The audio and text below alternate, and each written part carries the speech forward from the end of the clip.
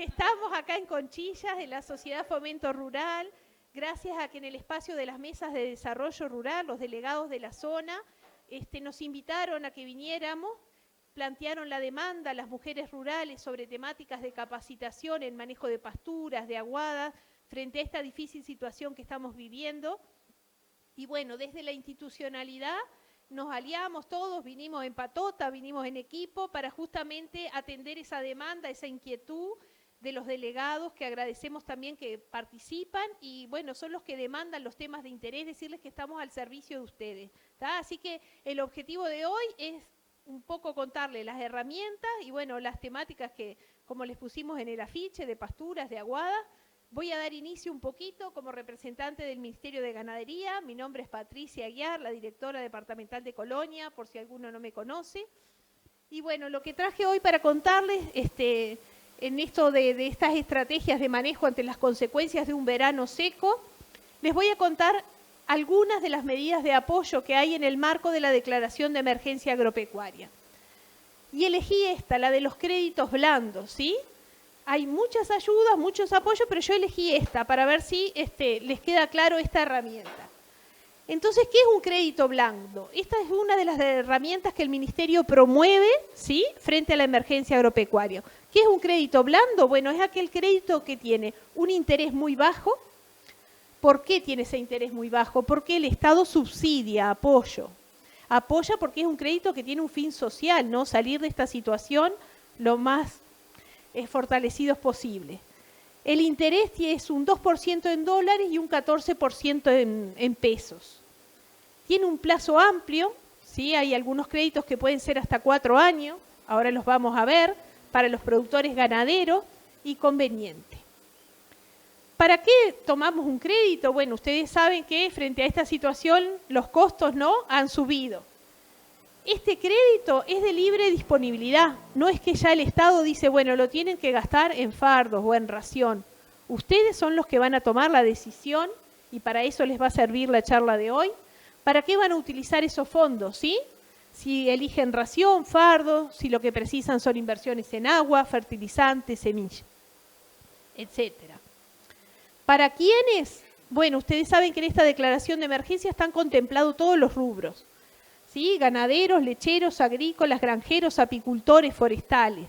Yo hoy me voy a centrar en ganadería más que nada, en lechería y en agricultura, dado el perfil de los productores que hay acá. ¿A través de qué instituciones? Bueno, el Ministerio de Ganadería, Agricultura y Pesca y además la aliada que tiene en el uso de esta herramienta es República Microfinanzas. ¿Cómo hago para solicitar este crédito que ahora les voy a describir? Todo lo hago postulación vía web, con un teléfono, con una computadora, ¿sí? Entro a un link, a una página y ahí me va a pedir completar un formulario y ahí quedo postulado. Después vamos a volver a eso. Para los ganaderos y los lecheros, ¿qué requisitos tiene, ¿no? ¿Quiénes se pueden presentar? Aquellos productores que estén registrados en el registro de productor familiar, ese registro que lleva a cabo la Dirección General de Desarrollo Rural del Ministerio de Ganadería, o que la superficie física total de su producción sea de hasta 500 hectáreas con IAT 100. Cuenten con una declaración jurada de DICOSE vigente, se encuentren al día con sus obligaciones con el Ministerio de Ganadería, Agricultura y Pesca y realicen la postulación, o sea, hayan completado ese formulario vía web en tiempo y forma. Para los productores ganaderos, ¿sí? ¿Cuáles son las condiciones de crédito? De eso que ya les dije, es un 2% en dólares, un 14% en pesos uruguayos. Tiene un plazo, una amortización muy conveniente. Pago de intereses, recién van a pagar intereses el primer año al 20 de noviembre del 2023. Solo pago intereses. Al 20 del 11 del 2024 también, solo pago intereses. Al 20 del 11 del 2025 pago el 40% del capital que me dieron más los intereses y al 20 del 11 del 2026, a los 4 años, pago el 60% del capital más los intereses. ¿Qué observé yo? Que a veces, digo, uno transmite todo esto, difunde, pero no es lo mismo cuando llega el vale, tengo que firmar y ver, a ver, ¿qué saqué yo? ¿Cuáles son los intereses? ¿Cuánto? tener idea en número. Entonces hice un ejemplo. Contarles que, bueno, el ministerio va a analizar, ustedes al postularse, el ministerio sabe, bueno, cuántas cabezas de ganado, cuál es el rodeo que tienen. Entonces va a sacar la cuenta en unidades ganaderas, cuánto le correspondería a cada productor o productora que se postule. Entonces puse un ejemplo, por ejemplo, para 200 unidades ganaderas, ¿sí? Porque a los ganaderos se les da $50 por unidad ganadera, con un monto máximo de $15.000, en el caso que tengan 300 unidades ganaderas. Si yo saco $10.000, accedo a ese crédito teniendo 200 unidades ganaderas, el primer año voy a pagar solo intereses. ¿Cuánto pago? $164. Saqué $10.000, ¿no? Primer año, $164. Segundo año, $201. Tercer año, el 40% del capital más los intereses, dije yo, $4.263.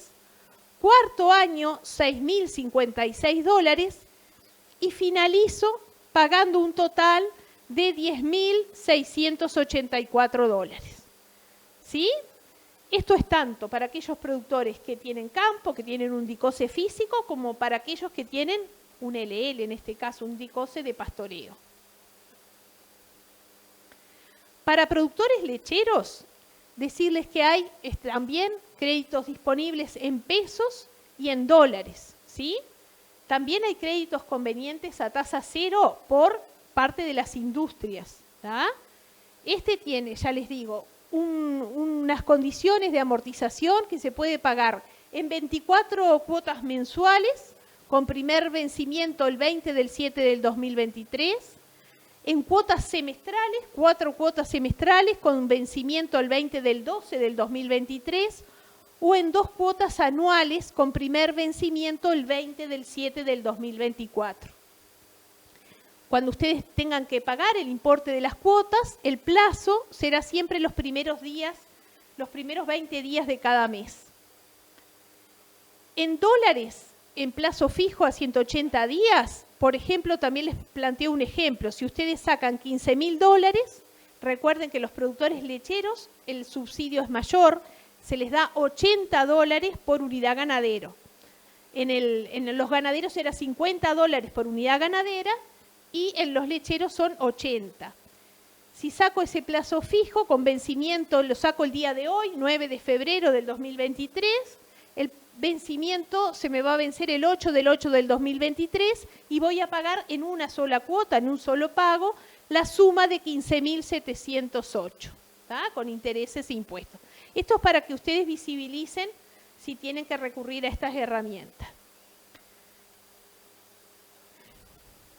En el caso de productores agrícolas, porque pueden tener, bueno, los diferentes rubros, también las condiciones del crédito son solo en dólares, ¿sí? La amortización, el 20/7/2023 pago los intereses, el 20/7/2024 pago ya el 40% del capital más los intereses, y el 20/7/2025 pago 60% del capital más intereses. Acá no hay un monto por unidad ganadera, estamos hablando de agricultura, sí lo que hay es un monto que se sacó la cuenta por los costos de producción de una hectárea de cultivo y se otorgan $280 por hectárea, ¿sí? Esto es lo que saca la cuenta del ministerio para cuando ustedes dicen, bueno, les corresponde tal monto.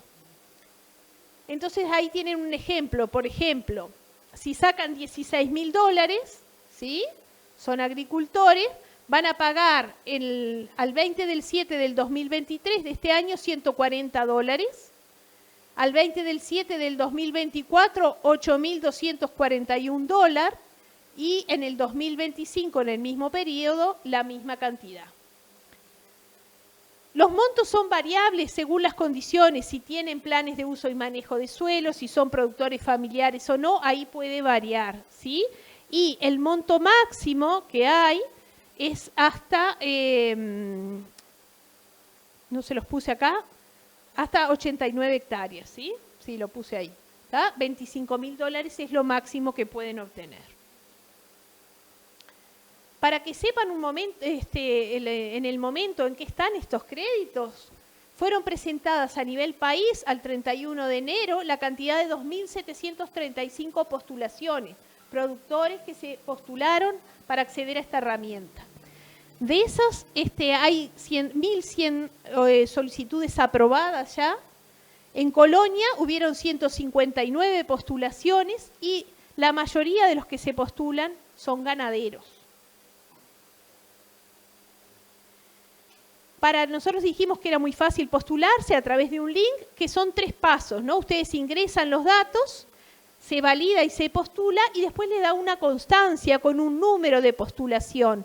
Se emite una constancia que ustedes la pueden guardar como una foto para recordar.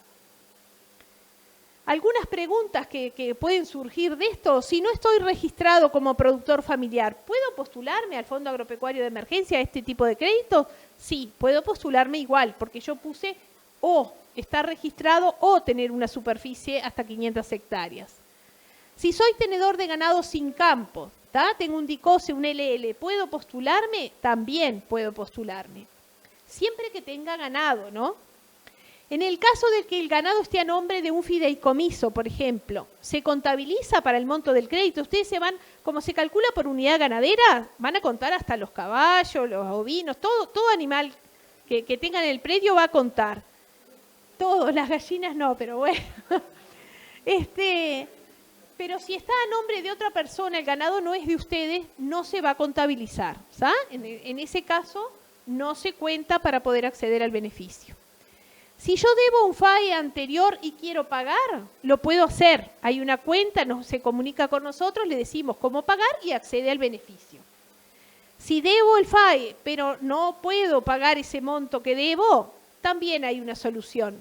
Se puede hacer una carta, se puede dirigida al director o la directora para que se vea la situación, ¿sí?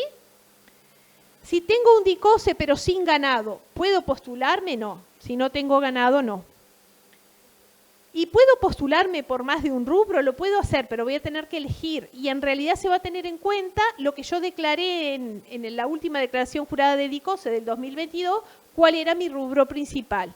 En el caso de que haya dudas, se van a contactar con el productor. Bueno, recordarles que estamos al servicio para poder ayudarlos en esta herramienta o en lo que sea. Ese es nuestro deber. Ahí tienen mi teléfono. Considerar que los créditos blandos son una muy buena herramienta, pero que las decisiones y estrategias a considerar, que de eso se trata la charla de hoy, dependen, para utilizarlos en forma eficiente a estas herramientas, a estos apoyos, dependen exclusivamente de las decisiones que tomen ustedes, ¿sí? Por eso la recomendación hoy es aprovechar que vinieron los expertos de línea y del plan agropecuario para que ustedes no queden con dudas y que tengan las mejores orientaciones en qué puedan invertir. Entre todos podemos salir adelante. Muchísimas gracias. Bueno, mi nombre es Fernando Latanzi, yo trabajo en Estanzuela, en la parte de pasturas, y la idea es charlar 15, 20 minutos, muy general, y después que aparezcan las preguntas de los casos concretos que ustedes tienen, ¿no? Ahí está. Lo primero que les quería mostrar, en estas situaciones de sequía, Ernesto me dijo, hay mitad de parte técnico y mitad de psicología. Estamos todos con un bajón enorme porque vamos a ver el pasto, no hay pasto, nos llueve, nunca nos toca a nosotros. Bueno, estamos todos igual. Entonces parte de esto es tipo grupo de autoayuda, de hacer catarsis, pero no nos podemos quedar en eso. Hay que salir de ese bajón y va a llover y hay que ir pensando ahora qué vamos a hacer cuando llueva. La forma en que medimos cuán estresadas están las plantas es con estas mediciones. Esta línea azul es cuántos milímetros de agua por día una pastura necesitaría acá en febrero. Si pudiera usar todo el agua que quiere, tendría que usar 5 o 6 milímetros por día. El promedio de los años de Estanzuela desde 1960 hasta acá. Eso quiere decir que una lluvia de 24 o 25 milímetros, esa pastura se la chuparía en 4 o 5 días. Hay una demanda altísima de agua en esta época y eso es normal. Y esto es lo que en promedio nuestras pasturas pueden hacer. Más o menos hasta octubre y a partir de marzo, la cantidad de lluvia que tenemos aguanta, es suficiente para que las pasturas usen todo el agua que el ambiente les pide. Pero noviembre, diciembre, enero siempre tenemos estrés hídrico y es algo que las plantas están adaptadas. La forma en que lo medimos es este variable que se llama déficit, que es esta diferencia. Vamos sumando la diferencia todos los días, cuánto pedía el ambiente, cuánto la pastura daba, y para estanzuela lo normal es tener 400 milímetros de déficit. Eso quiere decir que si tuviéramos un equipo de riego y quisiéramos que no le falte agua, tendríamos que agregar todos los años 400 milímetros. Eso es lo normal. Esta barra roja acá es el nivel de déficit que las plantas que nosotros usamos como forrajeras no pueden soportar. Cuando hay más de esto, la planta se muere de sed. No hay nada que hacer, no podemos hacer el manejo mejor, lo fertilizamos todo, se muere porque no tiene agua, ¿no? Entonces es una situación muy rara para estanzuela tener plantas o pasturas que se nos mueren por sequía. Hay un poco de diferencia, ahí se ve un poco mejor, me pongo ahí. Hay un poco, no todas son iguales. Entonces, trébol blanco, por ejemplo, es la primero se entrega. Cuando le falta agua, ustedes ven que se muere, se marchita, bien. Y lo que hacen las plantas es, primero dejan de crecer, están verdes, pero no crecen, no acumulan pasto. Si hay más estrés, ustedes ven que se acartuchan las hojas, o las dan vuelta, tratan de que el sol no les pegue tanto, digamos, es básicamente eso. Ya si hay más, la planta empieza a matar área foliar. Ustedes van viendo que el color verde, cada vez hay menos verde, y eso es, lo que intenta la planta es no tener que transpirar. Entonces se acartucha y pierde. Y el último es que se muere la zona de crecimiento, que es una yemita que está enterrada bajo el suelo, que no se ve, y que es muy difícil matarla, digamos, ¿no? Tiene que haber mucho estrés para que eso se muera. Las especies más resistentes son festucas, dactilis, y las que tienen raíces más profundas, achicoria y alfalfa. Y las que son más débiles, vamos a decir, son los tréboles y las gramíneas bianuales, la cebadilla, los raigraces, ¿no? Entonces, esta bandita quiere decir que quizás los tréboles están por acá abajo, cuando ya llegan 400, 500 se empiezan a morir, y capaz que alfalfa y festuca están por ahí arriba, 500 y pico. Hoy, para estanzuela, estamos ahí, 600 y pico milímetros de déficit. No se dio nunca en los últimos 50 años que este lugar de Uruguay tuviera tanto déficit hídrico. Yo les mostré acá estas dos, terminó la pila, esas dos de líneas ahí, esa rojita es hoy, ¿no? Esta es la sequía de 1988-89 y esa ahí es la sequía 2008-2009. Y acá están los últimos 2 años que fueron muy parecidos al promedio. Estamos en récord de sequía en esta zona. Y eso quiere decir que cuando estás con tanto déficit, por más que tengas raíces profundas y por más que la planta necesite poquito, muchas de nuestras pasturas es probable que estén perdidas. Lo segundo, es muy variable cómo se da este proceso en diferentes zonas. Nosotros estamos acá en Conchillas, la estación que tenemos muchos datos más cercana es Estanzuela, pero yo les voy a mostrar lo mismo para 4 lugares que INEA tiene muchos años de datos, ¿no? Salto Grande, Las Brujas, 33 y Tacuarembó. En ningún lugar estamos tan mal como acá. El único que se está acercando un poquito es ahí Las Brujas, toda la parte ahí de Canelones también sufrió mucho. Pero mientras nosotros estamos acá en 600 y pico, Las Brujas recién está entrando a la zona roja, Salto Grande no llegó, la ciudad de Tacuarembó es un año relativamente normal y 33 está ahí. Entonces hay mucha diferencia de qué es sequía y cuánta intensidad tiene. Y hay mucha diferencia, y este año ustedes los van a ver en sus predios, en el efecto de tipo de suelo. Cuando uno tiene un suelo que es más profundo, mejor, ustedes van a ver que ahí las plantas sufrieron menos y en los suelos más someros, este es un año que van a ver claritas esas diferencias de calidad de suelo en si la pastura sobrevivió o no. Y esto es el tercero. La salida de la sequía. ¿Cuánto se termina la sequía? Es así. Esta es una foto de ayer a las 3 de la tarde. No estaba previsto en ningún lado que íbamos a tener lluvia en todo Uruguay. Se armaron estas... Y al que estaba acá le tocó, 15 o 20 milímetros que cambian muchísimo. Acá tenemos una mancha blanca que subió a un techo. No ligamos ninguna. Y bueno, y así va a ser. Ojalá que la del lunes nos toque, pero a alguno le va a tocar más, o menos. Y así se da, digamos, no hay forma de zafar eso. Así que la finalización va a terminar, ya estamos casi al final. Fíjense, incluso la del 88-89 fue una sequía que se terminó ahí, febrero, marzo, así que se va a terminar.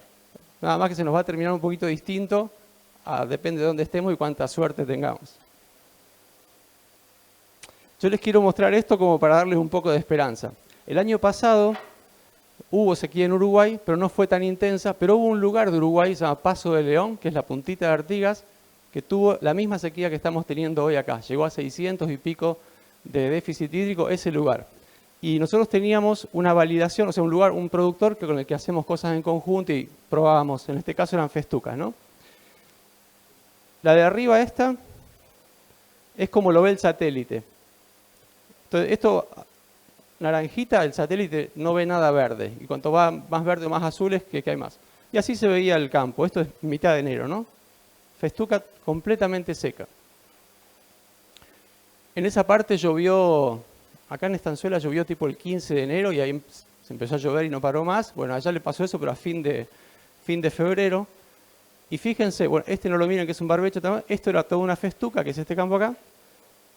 Y 10 días después de que llovió, esto que estaba así empezó a rebrotar. Pero no rebrotó todo igual. La parte con suelo de 40 centímetros estaba todo amarilla, no rebrotó casi nada. Y la parte mejor estaba rebrotando. Epa. Bueno, así se veía, ¿no? Esta es la parte con suelo malo, esta es la parte con suelo bueno. Y es algo que es probable que ustedes vean este año en sus predios, que distintos potreros, distintas partes del potrero tengan esa diferencia. Y así se veía el 18 de abril, tipo un mes después de esto, algo que estaba seco, en la parte de suelo bueno, se recuperó.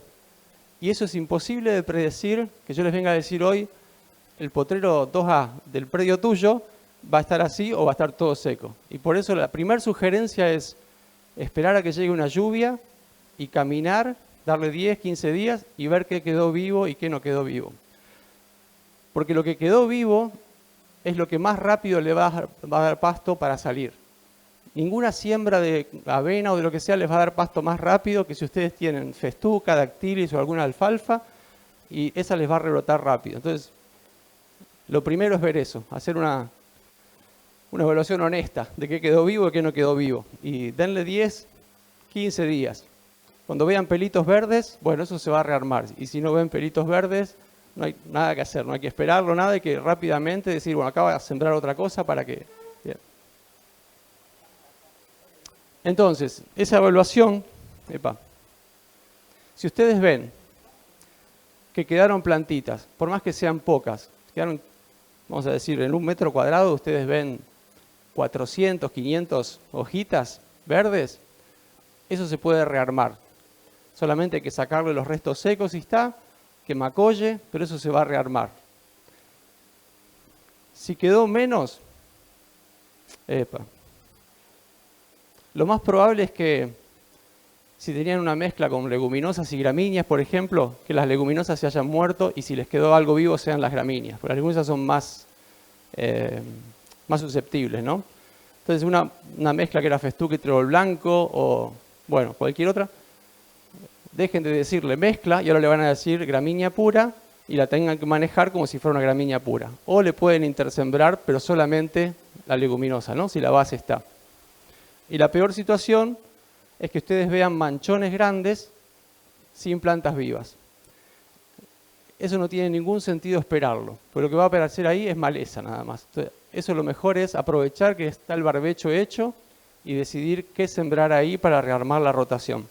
Y bueno, después en las preguntas podemos charlar un poco más cómo combinar verdeos y pasturas largas, no hacer todo lo mismo, digamos, y por ahí la gente del plan tiene mucho mejor conocimiento que yo en esa práctica, ¿no? Algo que pueden hacer y que hizo el productor que yo les mostraba antes en ese potrero, él esperó esas 2 o 3 semanas, vio que aparecía y en partes no aparecía, y lo que hizo fue intersembró raigrasa anual sobre esa festuca, para llenar los huecos que iban quedando, ¿no? Y eso es algo que ustedes pueden hacer si están en duda. Si no está ni todo muerto ni todo vivo, le intersiembran algo. Y lo que después pasa es, ese es un verdeo que hacen sin barbecho, ¿no? Entonces no tienen que esperar el barbecho, si hay algo de festuca crece. El manejo que ustedes le dan después durante el invierno y la primavera define si eso va a quedar como la pastura que había antes o va a quedar como un verdeo que se termina y que tienen que hacer algo en 2024, ¿no? Si lo manejan como festuca y había mucha festuca, bueno, eso va a quedar festuca, y si lo manejan como raigras, va a quedar raigras. Pero en esas situaciones que uno no sabe bien qué hacer, las intersiembra y raigras anual es el más consistente. En el fondo no es más que hacer un barbecho, hacer un verdeo sin barbecho, entonces no tenés ese periodo de espera. Raigras o avena. Y lo último que quería contarles es, bueno, tenemos que reemplazar. Se murió la pastura porque eran especies susceptibles o porque me tocó mucho déficit. ¿Qué especie sembrar? Hay una parte previa a esto. Esto es qué especies voy a sembrar si voy a hacer una pastura. Cómo combinar especies para sacarle el mayor jugo a ese potrero. Hay una parte anterior que es qué proporción de mi predio voy a hacer con cosas rápidas. Avena para tener pasto ahora versus cosas más lentas. Voy a reemplazar mis pasturas de dactilis o de alfalfa para tener pasto.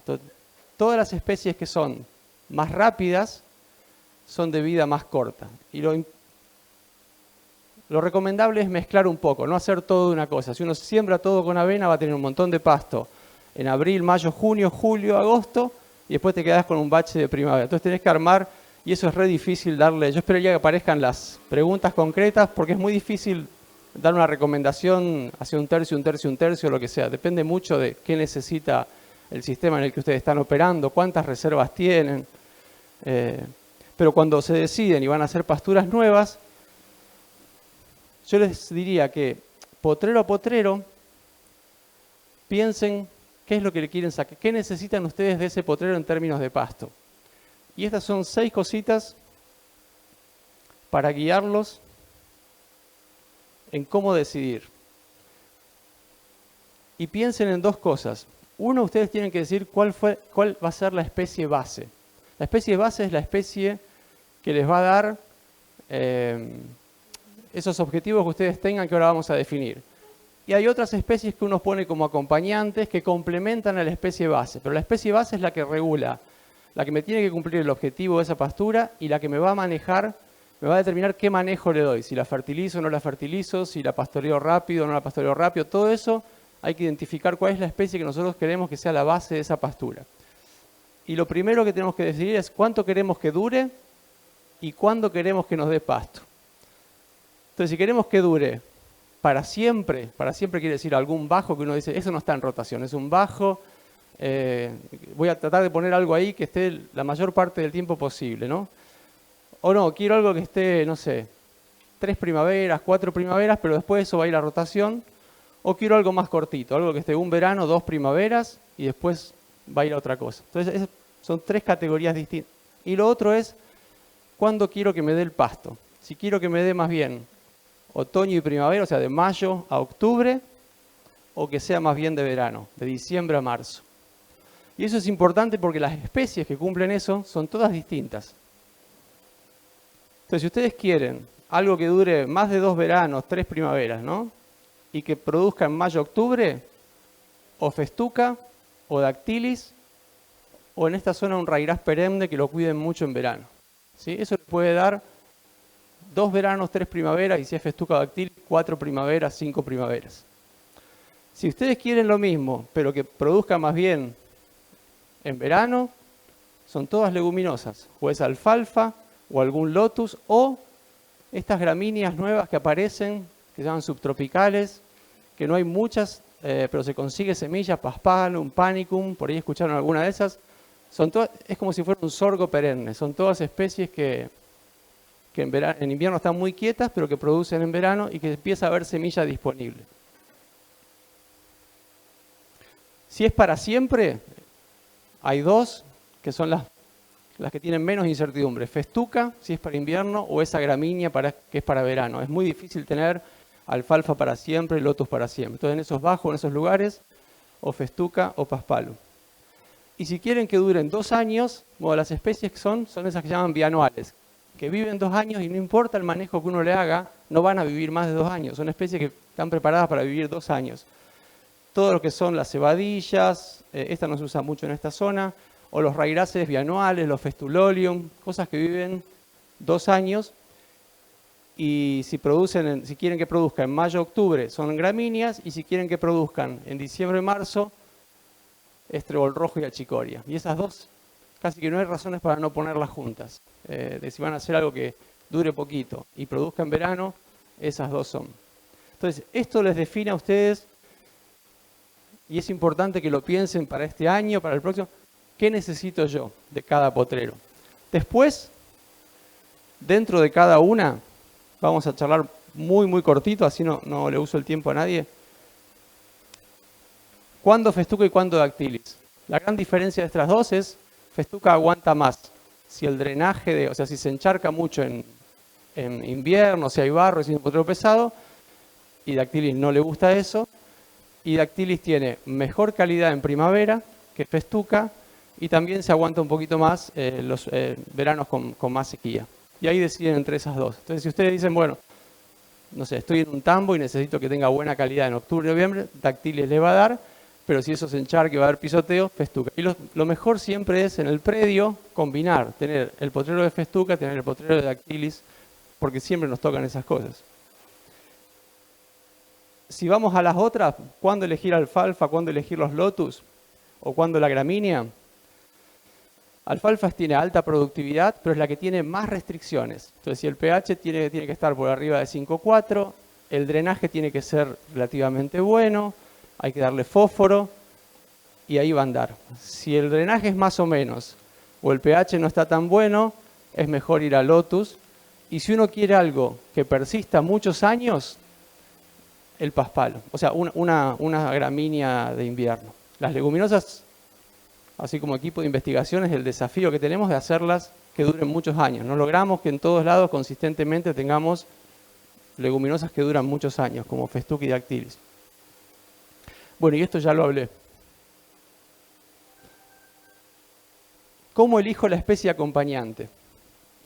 Yo elegí cuál es la base, ahora le quiero poner algo. ¿Y qué hace esa especie acompañante? Generalmente la especie acompañante nos da algo que la especie base no tiene. Entonces, si nosotros elegimos una especie base que es buena produciendo en mayo-octubre, a veces le querés poner un acompañante que te dé un poquito más de pasto en noviembre, en diciembre, a contraestación, digamos, ¿no? Y si la especie base es una gramínea, le querés poner un acompañante que sea leguminosa para usar menos nitrógeno. Lo importante es, al definir la especie base, nos tenemos que sacar esas dudas de, bueno, ahora tengo la mezcla, ¿no? Y yo quiero que esto me produzca en mayo y octubre y que me dure muchos años, y entonces elegí festuca. Pero le puse trébol blanco o le puse lotus.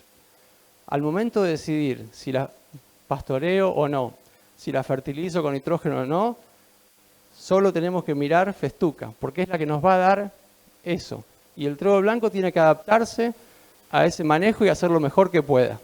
Y si perdemos el trébol blanco, le decimos festuca pura y la manejamos como festuca pura. Porque si no, todas las pasturas, todas las mezclas, todo el tiempo te están cambiando. A veces tenés más y vos no podés adaptar el manejo todo el tiempo a cada cosa, porque vas perdiendo el objetivo que tenía ese potrero. Entonces lo importante es elegir cuál va a ser la especie base que le querés sacar y le pones todos los complementos que quieras, pero el manejo tiene que estar basado en la especie base. Y cada vez que ustedes hacen mezclas, complican su vida. Tienen ventajas, pero se complican la vida porque son de manejo más difíciles y la variedad. Bueno, no es para decirles que hagan todas pasturas puras, ¿no? Pero hay que tener en cuenta, cuando uno hace una mezcla, tiene ventajas y se compra ese problema de que el manejo no va a ser tan simple, así que hay que ir más frecuentemente a revisarlo e ir tomando decisiones para ir manejando esa mezcla. Yo voy a terminar por ahí, pero como la charla anterior fue de créditos, si alguno está pensando en cómo gastar plata para las próximas implantaciones, no dejen de hacer muestreo de suelo. Una parte importante de cuánto les cuesta a ustedes hacer pasturas nuevas es el fertilizante fosfatado que le ponen. Y no es una parte chiquita, es un montón de plata que gastan. Hagan un muestreo de suelo y en muchos casos se van a dar cuenta que no necesitan ponerle fósforo, que el suelo tiene el fósforo que necesita. Hay una herramienta que se llama OptiFert, que la pueden buscar en internet, de INEA. Ustedes le dicen, este es mi CONEAT, esta es la mezcla que voy a hacer. Les pregunta si usaron fosforita o no, les pregunta si es el primer año o es el año, y les dice, mira, vos tendrías que tener tanto, y te dice, ¿cuánto te dio el análisis? Me dio tanto. Y te dice, sí, ponele poquito, ponele mucho. En esta zona, no sé, muchos de ustedes seguro que van a dejar de fertilizar potreros que tienen el fósforo suficiente para las especies que necesitan ahí. Y ahórrense ese dinero. Y si vienen de lugares chacreados, o sea, que hicieron agricultura, que hubo mucha historia, fíjense el nivel de potasio, porque empiezan a aparecer cada vez más deficiencias de potasio. Esos dos nutrientes son relativamente baratos de hacer. Los laboratorios hoy, a las 48 horas te entregan el valor. Súmenle pH, así más o menos saben en qué pH están, vale $1,50. La empresa viene, te hace el muestreo si no querés hacerlo vos, y no le erren con eso. Es un montón de dinero que se usa en fertilizantes que se lo pueden ahorrar. Bueno, ahora sí, muchas gracias y a disposición para las preguntas. Bueno, buenas tardes. Cuando me pidieron hacer la charla me dijeron, bueno, es para ganado de carne, es para leche, agregarle agua, sacarle agua. Así que vamos a ver un popurrí de varias cosas, varios temas. Seguramente algunos estén tocados así, pero así nomás, con lo básico, pero estamos abiertos después para todo el tema de las preguntas. Así que lo que voy a hablar un poquito es del principal nutriente que hoy nos convoca acá y que nunca lo vemos como un nutriente. Un poco el manejo que tenemos que hacer, suplementar la fibra, porque como tenemos poca fibra pasa a ser lo más escaso. Entonces, ¿cómo puedo hacer yo la fibra de forraje? ¿Cómo puedo yo, qué herramientas tengo para minimizar el uso de eso? Algunos alimentos que hoy están ofreciendo acá en la vuelta, como son los precios, qué restricciones o no tienen. Y voy a algunos problemas que ocurren y que se nos van a venir en el post-sequía. Principal nutriente, el agua, ¿verdad? Hoy estamos acá reunidos. El agua, el ganado no vive muchos días sin agua. Nosotros no vivimos sin agua. El agua es el principal nutriente y contribuye al 70% de la masa corporal. Los requerimientos de agua son función de varios, si es ganancia, preñez, si está lactando, cuántos litros, si está en actividad, la dieta, la materia seca de la dieta, si es proteína, sales minerales, cuanto mayor la proteína o las sales minerales, mayor el agua que requiere. El consumo está sumamente ligado al agua, si queremos que el animal consuma tiene que tener buena agua, y la temperatura ambiente. Si yo miro más o menos cuánto toma el ganado de carne, novillos vaquillonas de 180, fíjense a 4 grados de temperatura ambiente toman 15, pero a 32, 36, ¿verdad? Y así van viendo sucesivamente cuántos litros precisa ese ganado. Fíjense, vacas de cría, 62 litros por lo menos hoy, una vaca de 400 kilos estaría precisando tomar durante el día. ¿Está? Así que la cantidad de agua es bastante importante. Si miro... En realidad nosotros muchas veces lo medimos con respecto al kilo de materia seca, ¿no? Porque está sumamente ligado. En la medida que sube los grados, en la medida que suben los grados, lo que vemos es aumenta la cantidad. Fíjense que entre menos 5 y 15 toman entre 2 y 4 litros de agua por kilo de materia seca que comen, y cuando estamos arriba de 35 toman de 8 a 15 litros de agua. Estas son algunas preguntas que cuando uno está siempre le preguntan. ¿La temperatura del agua de bebida influye en la cantidad que toma el animal por día? Porque ese es otro tema, ¿no? A veces tenemos bebederos que lo tocamos y está caliente el agua, de 28, 30 grados. Por lo general, a mayor temperatura del agua, por ejemplo, cuando pasa de 18 a 35, que está un bebedero al sol, esos grandes, largos, con poco recambio, el animal toma más agua, consume menos materia seca y gana menos. Está calculado más o menos que en el entorno del 10% es lo que gana menos. El agua sale de un pozo en el entorno de los 16-18 grados. ¿tá? Y lo que sería ideal es mantenerlo más próximo a eso, y eso sirve para refrescar al ganado. En estos momentos de calor, el ganado se refresca si logramos que en el bebedero esté en el entorno del 21 o 22 grados. Para eso precisamos bebederos que no sean grandes, pero que la recarga sea rápida, porque eso recarga y lo tenemos siempre el agua más fresca. Y los tajamares que sean profundos, porque si tenemos mucha superficie y poco profundo, el agua termina estando bastante caliente. La otra pregunta que siempre nos hace es, ¿la salubridad del agua de bebida influye en la ganancia de peso de los animales? Sí. El ganado prefiere agua limpia si se le da a elegir. Y el consumo de agua está sumamente ligado al consumo de materia seca. O sea, como veíamos, si yo quiero que el ganado come, tiene que tomar agua y el agua tiene que estar relativamente de buena calidad. En sobreaños, por tener acceso a agua limpia, ganan un 23% más, pesan 20%, que los que no, y además pasan más tiempo pastoreando, porque van, toman agua y pueden ir de vuelta a pastorear. En vacas con ternero al pie, pero el acceso al agua limpia, los terneros ganaron un 9% más, ¿verdad? La vaca, al tomar más agua, precisa por su tema de lactación, produce más leche y eso le termina en esto. Vacas lecheras, cuando el consumo es de 50% de lo que precisan por 4 días consecutivos, la producción cae 74%. ¿Tá? O sea que si nosotros le retraemos el agua a la vaca lechera nos los cobra enseguida. Y si toman el 90% por 14 días, toda la producción cae en torno del 3 al 5%. O sea que el agua es importante. Hay veces que tenemos el agua en un potrero, pero el pasto lo tenemos en otro. O en algunos casos tuvimos que salir a pastorear la calle. Entonces, ¿en qué momento del día toman más agua los vacunos? Por lo general en el amanecer, el ganado tiene una sesión de pastoreo que va de 2 a 5 horas y luego comienza a buscar agua. Lo que tenemos que hacer es, temprano en la mañana, que estén pastoreando y a la hora que empieza el calor, llevarlos para donde está el agua. Porque cuando hay calor y temperaturas altas, el ganado no va a pastorear, va a estar caminando tratando de buscar sombra o buscando agua.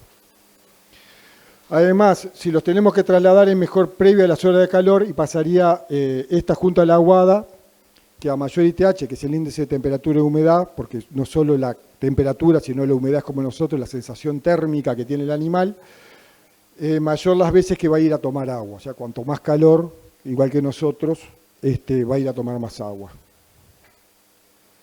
Asociado al agua, lo ideal sea la sombra, ¿no? Nosotros probamos sombra y agua, y en vacas lecheras recién paridas, que estaban en ese momento en el entorno de 30 litros, produjeron 5 litros más de leche por solo tener acceso a la sombra, mismo manejo. Con lactancia ya más de 200 días, produjeron casi 2 litros más. Y una que es nuestro futuro, que son las próximas, que de repente las tenemos para parir en marzo o abril, solo por el acceso al agua, solo por el acceso a sombra durante el verano, produjeron 1 litro más por día durante la lactancia siguiente. En el casi 1 litro. Es casi que 280 litros más. Solo por darle sombra, 60 días. En ganado de carne mejora la ganancia entre un 12 y un 14% y la eficiencia cercana al 6%, ya sea pastoreo como a nivel de corral de engorde. Y por supuesto, pero yo no voy a hablar, es cuidar la sanidad, ¿no? En estos casos el animal está estresado por varios motivos, la sanidad es fundamental. Manejo. Para carne, si no hicimos destete, realizar el destete ahora. Realizar un destete previo a los 6 meses que por ejemplo le damos, un destete precoz. Ternero de destete precoz, darles raciones acordes que tengan 18% de proteína. El animal joven precisa mucha proteína. Y proteína y principalmente cantidad, ¿verdad? Porque esos 18% tiene que comer por lo menos 1 kilo, 1,5 kilos para llegar más o menos a sus requerimientos. Vacas con cría al pie sería la siguiente categoría, prestar atención si no le hicimos un destete, pero la recomendación, si no tengo pasto, es hacer ese destete.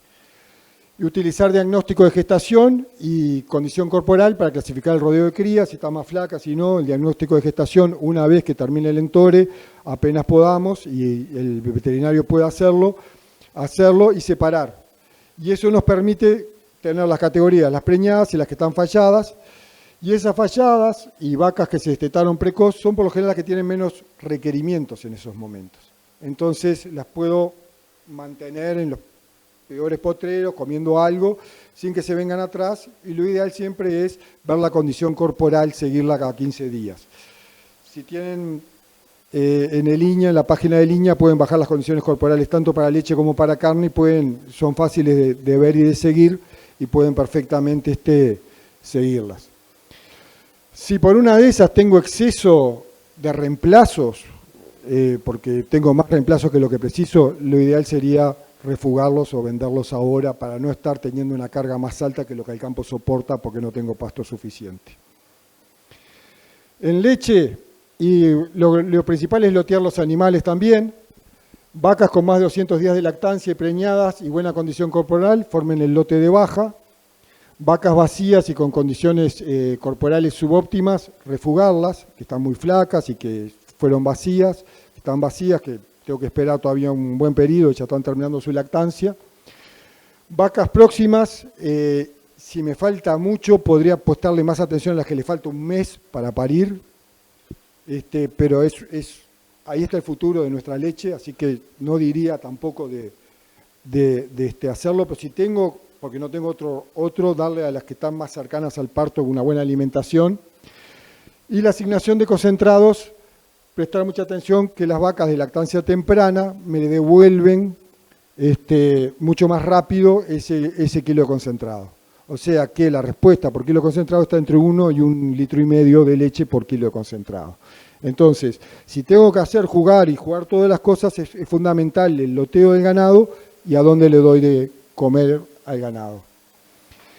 Suplementar la fibra. Bueno, falta la fibra, falta el pasto. Acá capaz que después vemos más, voy a ir un poquito rápido, son conceptos relativamente nuevos, pero cuando mandamos un NEN o algo, lo que nos da es lo que llamamos fibra detergente neutro, un análisis al laboratorio. La fibra es principalmente la hemicelulosa, celulosa y lignina. En un fardo están en el entorno del 50, 40, 50% de eso. Y de eso, en realidad lo que a mí me interesa es lo que le llamamos la que es físicamente efectiva. ¿Por qué me interesa eso? Porque la que es físicamente efectiva se refiere al tamaño de comida y es una indicación de la masticación. El animal cuando rumia y mastica, vuelve a rumiar, vuelve a remasticar, saliva bien esa fibra. Eso ayuda al animal a mantener y no entrar en acidosis y para mantener la salud del rumen. Por eso es muy importante que el animal rumie. Entonces, a mí me interesa ver esto. Pero esto, que parece un cálculo bárbaro, si yo miro, depende, por ejemplo, si yo tuviera un fardo de alfalfa, fíjense, y tengo 42% en el heno de alfalfa, fíjense los tamaños, fíjense cómo la efectividad cambia. En la medida que es más largo, el animal está obligado a masticarlo más. ¿Está? Como que nosotros comíamos un pedazo grande, un pedazo chico, uno más chiquito no lo tragamos, el otro lo masticamos. Bueno, nosotros lo que tratamos de buscar en todo esto es la masticación. ¿Está? Todo lo que son harina de soja, lo que es grano de maíz, cascarilla de soja, todo lo que son granos por lo general son bajos en fibra, y además es bajo la efectividad que tiene. Entonces no solo es bajo per se, sino que además es baja la efectividad que tiene esa fibra. Por eso, cuando damos mucho grano, principalmente empieza a tener problemas de acidosis el animal. Si tuviera que ver lo de la fibra efectiva recomendada, un 19 a 21 es el mínimo que debería tener para las vacas lecheras. Esto va a estar saliendo un artículo ahora en la revista de Aguiña, donde están todos los cálculos. Si el objetivo es no disminuir la digestibilidad del forraje, el requerimiento mínimo sería del 20% de fibra, ¿tá? De fibra efectiva. Y ya para los que están más para tienen encierros o corrales, la recomendación anda entre 7 y 10, lo ideal sería 15, pero se llega a 7 y 10, pero eso se llega después de hacer dietas de adaptación. Eso es el tema para los corrales de engorde. Alimentos. Bueno, en realidad en este momento una de las cosas que está más faltando es la proteína, ¿no? La proteína por lo general la da el forraje, una de las cosas que más nos falta es la proteína, y tenemos que cuidar que llegue a su mínimo y usar lo recomendado para la categoría que pensamos suplementar. Por lo general, a menor edad del animal, o sea, más joven, y a mayor producción, una vaca lechera, mayor son los requerimientos que tiene de la proteína. ¿Qué alimentos tengo disponibles? Está el afrechillo de arroz, esto consultamos a una serie de helados, entero, no más de 1%, porque él tiene aceite, entonces no puedo darle más de un 1% del peso vivo. Eso significa que si tengo un animal de 200 kilos, no puedo darle más de 2 kilos. ¿Tá? El precio que nos cotizaron anteayer era de $270 la tonelada, una proteína en el entorno de 14. Desgrasado, el desgrasado provoca una dermatitis en el animal cuando nos pasamos, entonces no puedo pasarme de 0,7% del peso vivo. O sea que si tuviera un animal de 200 kilos, no puedo pasarme de 1,4 kg. Tienen sus problemas. Lo podemos conseguir a esos precios, pero tiene ese problema. Hoy, desgrasado, en el mercado no está cotizando. Cascarilla de soja. No pasarse del 1,5 causa una especie de empacho y siempre es bueno acostumbrarlos. Si tengo un animal de 200 kilos, que serían no más de 3 kilos diarios, arrancar 2 o 3 días con 0,5, o sea, medio kilo, después subir a 1 kilo, después a 1,5 kilos, y así sucesivamente hasta que en 2 semanas llego a esos 3 kilos. Siempre lo ideal. Otra cosa que tiene y que tenemos que tener cuidado, a veces decimos, bueno, está en el entorno de un 12% de proteína.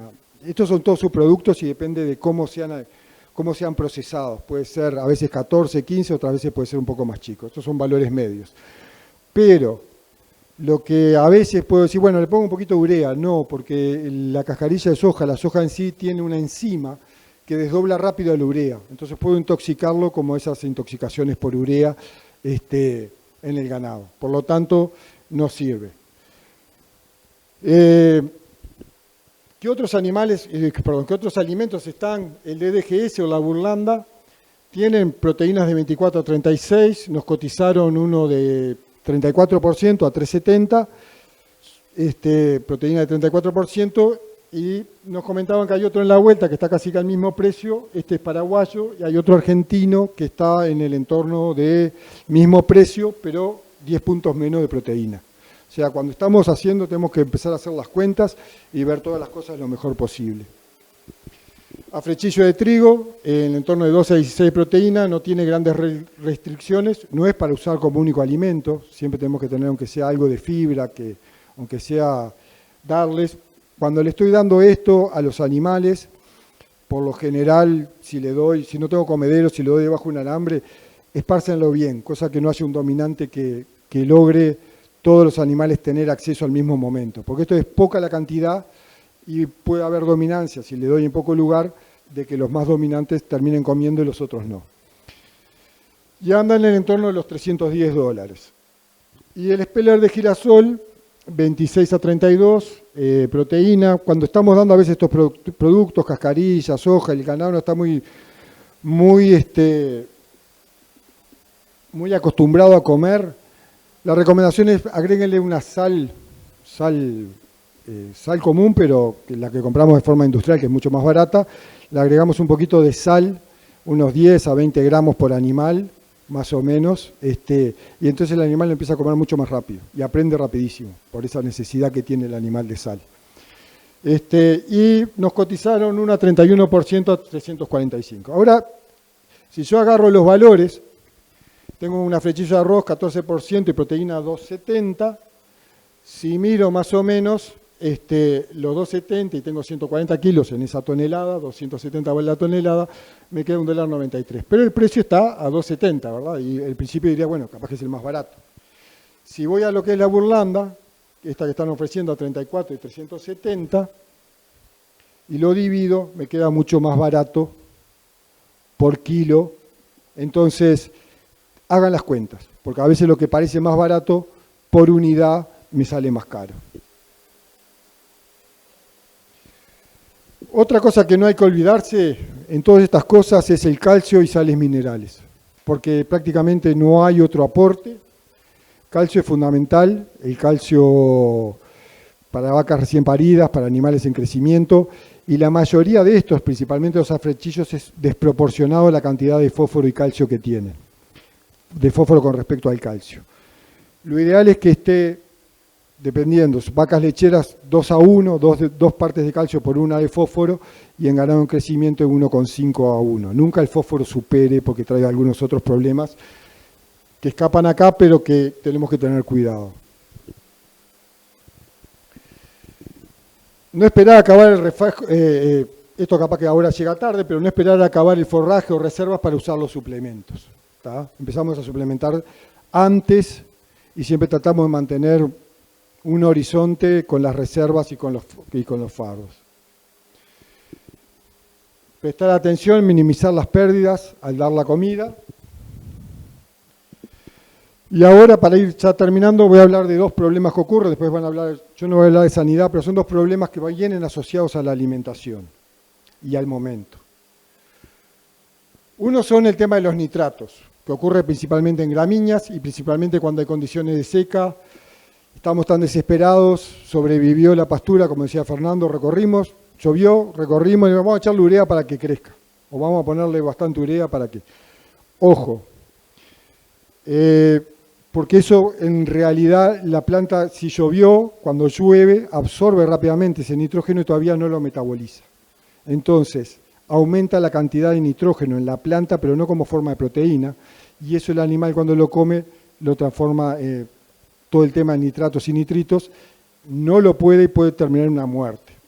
Entonces, si bien lo ideal sería sacar y mandar análisis, a veces eso no se puede, ver el color de cultivo y esperar 10 días. Ver el color de cultivo y esperar 10 días al menos después de una lluvia. Mandar a hacer análisis si es posible, empezamos con pocos y tratar de darle a pocos animales. Si tenemos duda y no tenemos otra que pastorear, pongan 3 o 4 animales, porque eso ocurre rápidamente. Y estar con su veterinario para saber cómo hacerlo.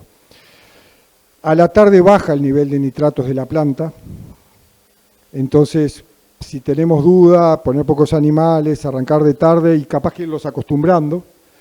Se junta más en los tallos que en las hojas, entonces capaz que no los apretamos tanto. Y lo otro es sorgos.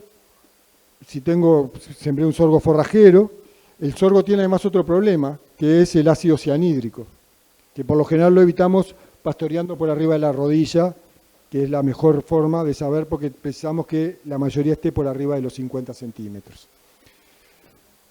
Pero los síntomas son iguales que la intoxicación por nitratos. Y si yo hago el cianhídrico, pienso que está en un sorgo, fue problema de cianhídrico, que lleva 2 soluciones, con la primera lo mato más rápido, porque transforma todo ese cianhídrico a nitrito, y si ya el problema era de nitrito. Una forma de hacerlo con el veterinario es sacar una muestra de sangre. Si tengo sangre oscura, es un problema de nitratos. Si la sangre está relativamente brillosa, es un problema de cianhídrico. ¿Tá? El animal está respirando, tiene problema para respirar, temblequea. Entonces, pero lo hacemos con el veterinario y de ahí sacamos rápidamente si es uno u otro. El otro tema que nos puede pasar es la acidosis. No tenemos fibra o no tenemos suficiente fibra efectiva, o cuando la cantidad de concentrados empiezan a superar el 40% de la dieta en materia seca, aumenta el riesgo, principalmente si estamos dando granos tipo sorgo, maíz, trigo, cebada. Con los afrechillos no tenemos problemas de acidosis y tenemos otros problemas de grasa que vimos. Así que y esto es, la acidosis es color clarito y le vemos burbujitas. Eso es un animal bien acidótico, esperemos no llegar. Quienes tengan tambos pueden ir viendo cuando se empieza a arrimar la grasa y la proteína, porque una de las cosas que empieza a pasar cuando tenemos subacidosis y vamos a hacer una acidosis, la grasa y la proteína se entran a acercar. Por lo general tenemos 3,6 de grasa y 3,1 o 3,2 de proteína. Se empiezan a arrimar y se invierte. Eso es un claro signo, y si lo asociamos, que le estamos dando mucho grano, es un claro signo de que tenemos acidosis. Y los animales se afecta el hígado del animal también, y puede llegar hasta la muerte. O sea que eso tienen que verlo con un veterinario. Consideraciones finales, vamos a dejar 4 mensajes. Agua en cantidad y calidad, fundamental. Eso es de las cosas principales que tenemos que hacer. El segundo es lotear los animales, elegir y ver, y ahí suplementar las categorías más eficientes o de mayor necesidad, por ejemplo, que tengan baja condición corporal, las vacas recién paridas, porque son las que nos van a devolver la plata antes. Y por último, siempre hacer cuentas y elegir lo más barato para el nutriente que necesitamos, porque se puede hacer esto también para energía, igual que lo hicimos. O sea que esos son dentro de los 4 mensajes que creo que son más importantes. Hay un mundo dentro de cada uno, y bueno, la idea era cerrar acá y quedo después con las preguntas para después.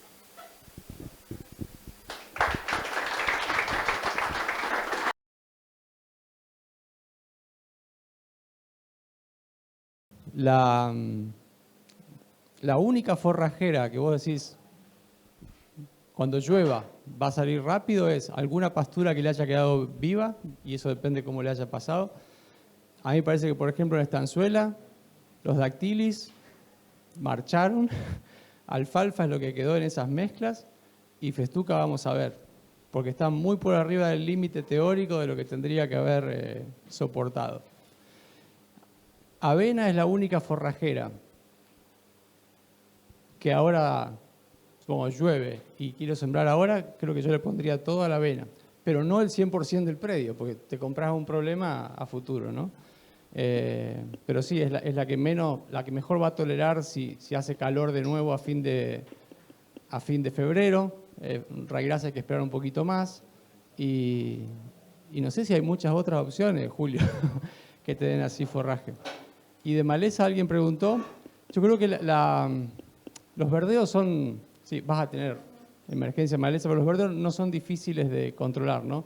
El problema es, si vos ya conocés los potreros de tu predio y tenés alguno con gramilla, o 30%, digamos, no lo elijas para poner especies que se implantan lento, como festuca, dactilis, porque a corto o largo plazo la gramilla le va a ganar. Entonces ahí te conviene hacer algo que te permita bajar la presencia de gramilla ahí. Esa capaz que es la única. No sé, Nico, si habría otra que vos decís, bueno, si estaba esta maleza, hago un cambio importante. El resto, sí, estar atento y herbicida. Aprovecho, hay una ventaja que tienen las sequías, es que como el suelo está tan seco, no solamente se raja, vemos las rajaduras grandes, sino que también se agrieta chiquitito. Y cuando llueve, eso permite que se mineralice mucho nitrógeno. Entonces van a ver que se ahorran una urea. El color de los verdeos no va a ser malo, el cordón, y algo que generalmente recomendamos en otoño, que es hacer una rotativa, limpiar y poner un poco de nitrógeno, este año muy probablemente no lo necesiten. Sumado a los problemas de nitrato, sí, no, urea no. Y después armen una escalerita, dependiendo de cómo ustedes vean que vayan a necesitar pasto. Algo que les saque ahora del fuego y algo que le rearme también la secuencia a más largo plazo. Porque si no, lo único que haces es mover el momento del estrés de ahora y lo otro es lo que decía al principio, creo que todos estamos igual, pero marzo y abril no son malos meses para producir pasto. Uno puede tener buenas tasas de crecimiento ahí. Pero si no estamos atentos a implantar cosas y usar marzo y abril, después nos agarra el invierno. Y lo que tenemos es una sequía, que nos dormimos un poquito y recién en octubre tenemos otra vez mucho pasto. Así que marzo y abril, un pedacito de mayo, ojalá que el invierno no venga muy frío. Es este pedacito de año que tenemos para armar y para armar cosas que, bueno, lo veo como diferido. Todos estamos re cortos de reservas para el invierno. Bueno, marzo y abril es el momento para producir pasto. Capaz que ahí, no sé si están de acuerdo la gente de INIA, Si es para reserva, que creo que es lo que se necesita, ahí capaz que yo por lo menos pensaría en una avena negra, algo rápido, ¿no? Digo, algo, una avena negra o una cebada, que capaz que en 2 meses y medio, 3, tenemos 4.000 kilos en materia seca. En cambio, si es para pastoreo, ahí me parece que la opción es una bizantina, ¿no? Me parece que eso, que en general uno sigue escuchando que la gente, vamos al mostrador a buscar avena, y me parece que se comportan totalmente diferente, se siembran cosas diferentes, y me parece que ahí, en esa idea de que para mí hay que poner los huevos en varias canastas, hay que tratar de hacer muchas pequeñas estrategias para que en promedio ande bien, porque alguna va a fallar, y esto me parece, como toda crisis, que esta es de forraje y de agua, es tratar de salir lo menos arañado posible, ¿no? Pero por eso me parece que la diversificación en las avenas es muy grande, y a veces uno va a comprar avena y son cosas totalmente diferentes, ¿no? Sí, lo dijo Julio, firmo al pie. Y en avena particularmente hay un montón de cultivares que son más cortitos y son mejores para reservas, y no son buenos para pastoreo, ¿no? Y las bizantinas son más para pastoreo, y entonces hay más diversidad. Sí, úsenlo. Otro comentario. Alfalfa, ¿cuánta gente tiene alfalfa, digamos, buena? No, Están vivas todavía. Claro, exactamente. Están vivas. Varias. Ahí está. Bueno, esta zona, digamos, tenemos esa ventaja que los suelos nos permiten alfalfa, no son las alfalfas de 5 años, por ejemplo. Esa debe ser la pastura que menos mal les va a quedar, me parece a mí. No la arrasen.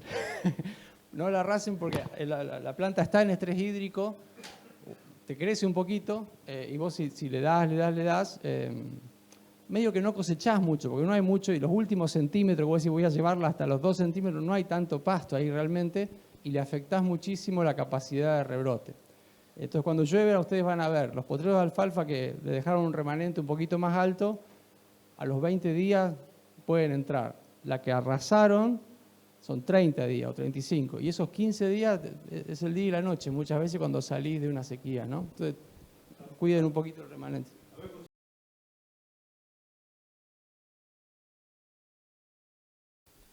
Con mucho nos saludamos, pero Germán Álvarez es mi nombre, soy compañero de Julio en el plan. Estoy en San José y Flores. Un consuelo que no le va a servir absolutamente para nada, estar mejor que nosotros.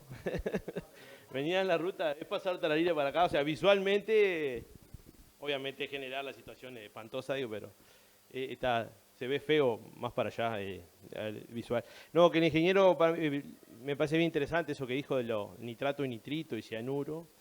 Y yo quizá le agregaría también el tema planta tóxica, que a veces en años normales no la tenemos en cuenta, porque en un año normal un vacuno no busca un cenecio, un duranillo negro para comer, pero en la escasez tan grande forrajera muchas veces se da algún consumo de esas plantas, y bueno, y se da algún caso en estas situaciones también de plantas tóxicas. Capaz que, bueno, conocerlas, esas plantas, que muchos de ustedes están familiarizados con esa planta, digo, pero tener en cuenta esas cosas.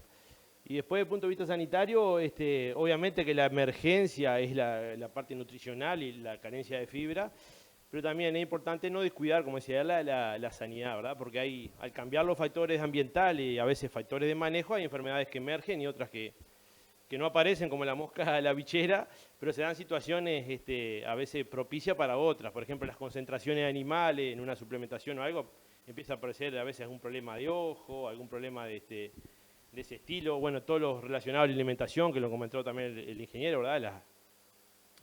Las acidosis. Y después otro tema también, no olvidarse que el animal está tan estresado, o sea que el nivel inmunitario, las defensas de animales está mucho más expuesto y más sensible a cualquier enfermedad que no se daría en un año normal. Y quizás algo que, capaz que hay algún ovejero acá en la vuelta, ¿hay alguna oveja acá, Julio, en la vuelta? No. Capaz que está más acostumbrado a la oveja, están sanas las majadas. La gente que tiene oveja te dice, la mejor toma que hay para la oveja es una seca, ¿verdad? Es la especie quizás que... Por eso no vinieron. Claro, es la especie quizás que la pasa mejor, ¿verdad? En estas situaciones. Ella, bueno, originalmente son de zonas áridas. No, yo un poco a lo que iba con el tema, bueno, que generalmente se ve en Sana, que, bueno, en vacuno pasa lo mismo, a veces no descuidamos el punto de vista parasitario, ¿verdad? Porque está tranquilo, o sea, la gran seca que hay, el tema parásitos gastrointestinales tiene un fuerte componente ambiental, o sea, tiene que haber humedad en el suelo y temperatura para que los ciclos... Pero muchas veces cuando se dan las primeras aguas, que en esta zona alguna agüita ya se ha dado, bueno, y aparentemente se van a empezar a dar, no es nada raro, o diría, o es casi seguro que esos animales se van a cargar rápidamente de parásitos, porque hace tiempo que nosotros bajamos la guardia en el tema parasitario y se dan varias concomitantes. El ganado está estresado, bajo defensa, no hay pasto, entonces el animal come más ras del suelo, está levantando, o sea, cuando se empiezan a dar las condiciones, esos ciclos parasitarios se reinician y el animal empieza a levantar y se empieza a cargar rápidamente de larvas, de parásitos. Entonces a los pocos días después de una lluvia, ojalá se dé la lluvia cuanto antes, las cargas parasitarias aumentan de forma importante para no descuidar eso, porque más la recría en vacuno estamos hablando de categoría nueva. En ovino se dan todas las categorías, pero en vacuno en categorías nuevas.